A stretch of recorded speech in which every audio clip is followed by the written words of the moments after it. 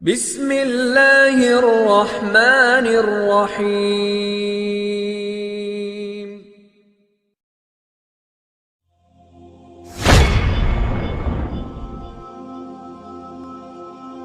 پیارے ناظرین، السلام علیکم ورحمۃ اللہ وبرکاتہ۔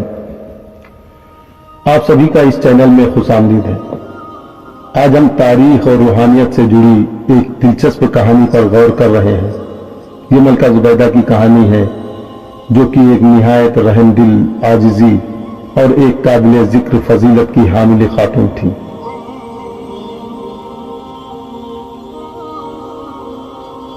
اللہ رب العزت کو آخر زبیدہ خاتون کا کون سا عمل پسند آیا جس کی وجہ سے اللہ تعالیٰ نے ان کو مغفرت فرما دی؟ آئیے ایک روایت سے جاننے کی کوشش کرتے ہیں۔ ملکہ زبیدہ خاتون، جو اپنی فیاضی اور دوراندیشی کے لیے جانی جاتی تھی، اپنی نمایاں کارناموں کے ذریعے تاریخ پر امت نقوش چھوڑے، جن میں سے ایک نہر زبیدہ کی تعمیر تھی۔ اس یادگار منصوبے نے نہ صرف اس کے مضامین کو فائدہ پہنچایا، بلکہ خود زمین کی تزئین پر بھی دیر پا اثر چھوڑا۔ لیکن ان کا خوبصورت زمینی سفر ختم ہونے کے بعد کیا ہوا، یہیں سے یہ کہانی واقعی ایک دلچسپ موڑ لیتی ہے۔ روایت ہے کہ اپنی وفات کے بعد ملکہ زبیدہ کسی شخص کو خواب میں نظر آئی۔ اس خواب کی ملاقات میں خواب دیکھنے والے نے ملکہ زبیدہ سے اس کی آخرت کے بارے میں سوال پوچھا۔ اے زبیدہ، آخرت میں آپ کے ساتھ کیا معاملہ پیش آیا؟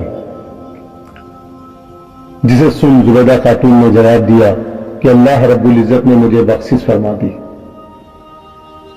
خواب دیکھنے والے نے بڑے ہی پرسکون انداز میں کہا کہ آپ نے نہر زبیدہ بنوا کر مخلوق کو فائدہ پہنچایا، آپ کی بخشش تو ہونی ہی تھی۔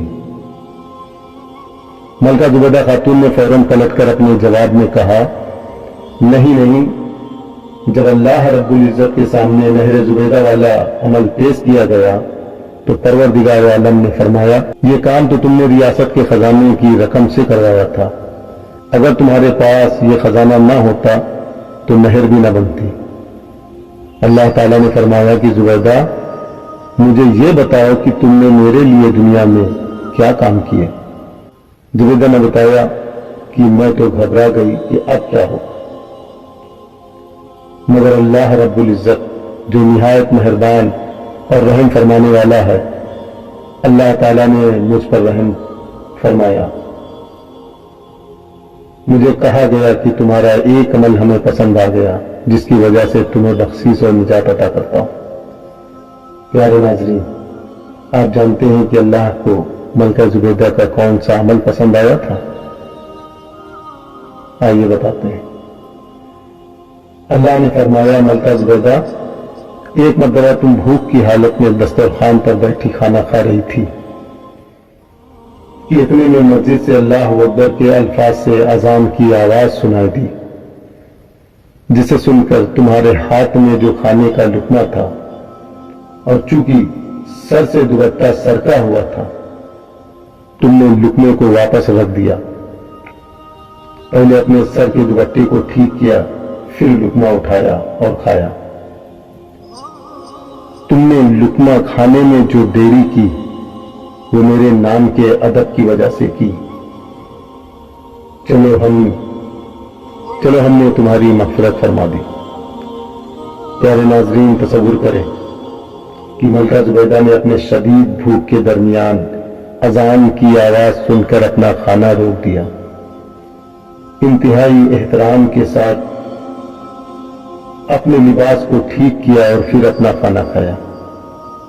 تسکین میں تاخیر، اللہ کے ذکر کو اپنے رزق پر ترجیح دینے کا یہ جو عمل تھا، الہی کے دل کو چھو گیا۔ اسی لمحے اللہ کی رحمت اس پر برسی، اسے بخشش اور نجات عطا کر دی۔ سبحان اللہ۔ یہ واقعہ ہمیں یاد دہانی کراتی ہے کہ حقیقی تقوی ہمارے اعمال کے پیمانے سے نہیں، بلکہ ہمارے دلوں کے اخلاص اور ہمارے اعمال میں محبت سے ناپا جاتا ہے۔ لہذا ہم اس شاندار کہانی پر غور کرتے ہوئے آئیے ملکہ زبیدہ کی مثال سے سبق لیں اور اپنی زندگی کو اس عقیدت اور احترام کے ساتھ ڈھالنے کی کوشش کریں، یہ جانتے ہوئے کہ یہ ایمان کے سادہ ترین اعمال ہیں جو الہی کی نظر میں سب سے زیادہ مقبول اور اہمیت کے حامل ہیں۔ تاریخ اور روحانیت کے اس سفر میں ہمارے ساتھ شامل ہونے کے لیے آپ کا بہت بہت شکریہ۔ مزید روشن خیال مواد کے لیے لائک، شیئر اور سبسکرائب کرنا نہ بھولیں۔ اس ویڈیو کو بنانے میں اگر کوئی غلطی ہوئی ہو تو اصلاح فرمائیں، انشاءاللہ درست کیا جائے گا۔ آپ لوگ خوش رہیں اور جہاں کہیں بھی رہیں دین و ایمان کی محبت پھیلاتے رہیں۔ اللہ تعالیٰ پوری دنیا میں امن و امان قائم کرے، آمین ثم آمین۔ انہی لفظوں کے ساتھ یہ ناچیز رفیق احمد آپ سے اجازت چاہتا ہے۔ اللہ حافظ۔